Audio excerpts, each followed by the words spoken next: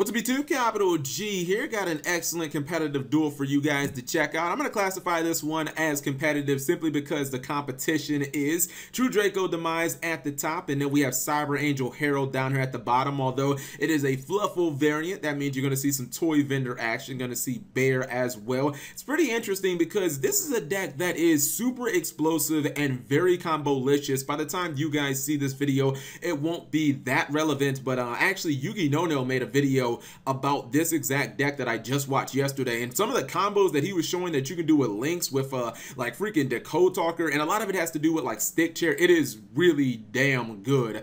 Instead of actually going for a lot of the Exceed plays, you can actually turn those into links relatively easy. So this might definitely be a deck to look out for, and the deck is really explosive, and plus you don't play any traps, so it's pretty much just like go balls to the wall. I guess you could play maybe D barriers because those are kind of splashable at like 3 and you don't really need to run anything else. This, of course, is not a link duel, and it is going to kind of show, but yeah, it's gonna get a little off the tracks when he starts doing some of his crazy XC plays. Let's go ahead and roll this. I'm not exactly sure who's up first. I want to say maybe True Draco is. Yeah, True Draco is up first, and he opens with Demise and Pot of Desires and Diagram as well, so he has all his consistency cards, and then he has the Succession, so he's going to get a pretty decent field. He has Ignis and Dynamite, so the second that his opponent does anything, if he activates that Brilliant Fusion, he will get that plus off of Dynamite. Not like he's playing Lava Golem or anything weird. So he does use Brilliant Fusion. Obviously, Dynamite says, wait a minute, I'm going to get that Apocalypse instead. I think that's Apocalypse anyways.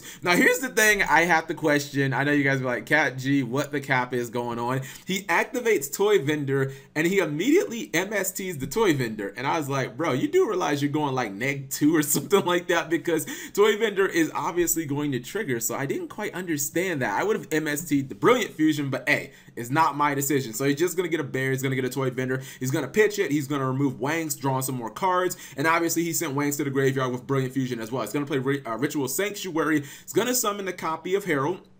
He's going to put Ben 10 back in his hand because he's going to banish Dawn of the Herald, I believe it is. Now he's going to MST his own. Is that Apocalypse? Yeah, he's going to MST his own Apocalypse. I think he's trying to kill Herald, which he ultimately does. And then he's going to drop the Scepter, the Stick. He's going to attack, and he didn't have Stick and Chair, so obviously he's just kind of setting up for next turn. I think next turn, if you look at his hand, it's going to be incredibly explosive. He does drop Masterpiece. He's going to get rid of the Seraphonite. He's going to run over the Scepter, and he's going to do a lot of battle damage here, gets rid of Ritual Sanctuary as well, but not quite enough damage to end the game, and that is a mistake because the play is going to be real here. So he blows up. Now I didn't really get this. He uses, I think, Masterpiece on Brilliant Fusion, which just okay. I don't even know what maybe he's drunk dueling or something like that, but he does have Stick Chair at this point.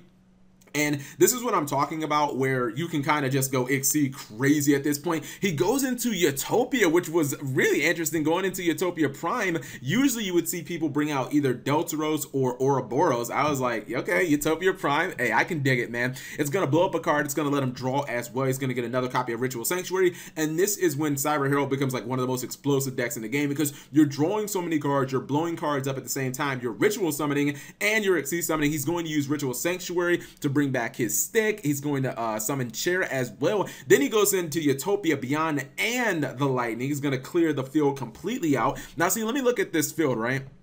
Instead of going, like, he could have easily, like, I know making this field would be technically impossible for link format, but he could have used Stick and Chair to go for hypothetically like a Link 2 monster, and that could have, you know, made a field so that he could have had both of his Exceeds on the field. What I'm saying is the plays are definitely there. So let's see how True Draco are going to potentially try and come back. He activates Pot of Desires, and unfortunately that leaves him with 2 cards left in his deck.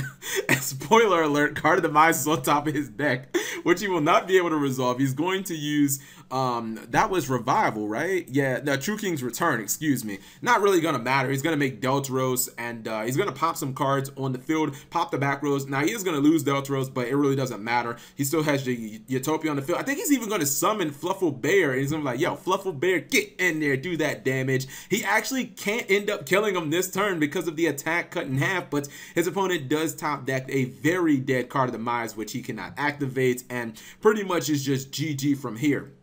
So interesting deck. I thought that it was kind of crazy that Cyber Herald kind of fell off because it was really popular for like a month. I think a lot of that had to do with Dimensional Barrier and the fact that if the deck couldn't ritual summon, all it really had was a stick and chair. And then Instant Fusion kind of like lost its way because Norden got banned, and that was like a real big piece of the deck. But I still do think that it's a pretty decent deck. And moving towards Link format, maybe Dimensional Barrier sees less play because of the Link summoning mechanic and the fact that you can't hit that with Deep Barrier, which could open the door up for this deck to come back as maybe a niche pick or a rogue pick in the meta. But just something interesting that I wanted to show you guys. Do not disregard this deck. If you guys don't know, or if you guys have not seen it, watch that video by Yuginono. I'll probably put it in the description because it is very good, shows off a lot of excellent combos that you can do with this deck, and it's definitely one that is Link ready. So thank you guys for watching. As always, if you enjoyed the video, give it a thumbs up and subscribe if you have not already.